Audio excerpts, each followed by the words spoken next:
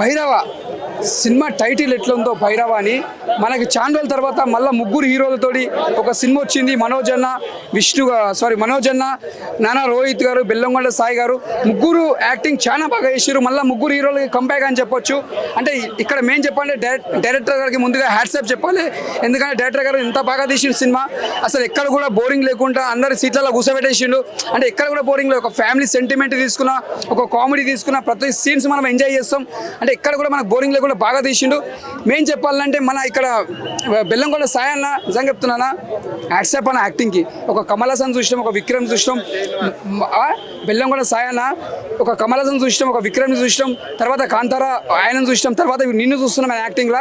మళ్ళీ తర్వాత అల్లు అర్జున్ గారు చేసి ఆయన కూడా చేసిన యాక్టింగ్ బాగా. తర్వాత మీమ్లను చూస్తున్నాం యాక్టింగ్లో. నిజంగా చెప్తున్నానా ప్రూవ్ చేసుకున్న యాక్టింగ్లో అంత బాగా చేసిరు, సూపర్ చేసిరు. ఇది ఒక పెద్ద బ్లాక్ బాస్ అని చెప్పొద్దు. మేము చెప్పాను మ్యూజిక్ డైరెక్టర్ గారు ఒక దేవి శ్రీప్రసాద్ మనిషి సినిమా కొట్టిన మ్యూజిక్, బ్యాక్గ్రౌండ్ మ్యూజిక్ అంతా బాగుంది.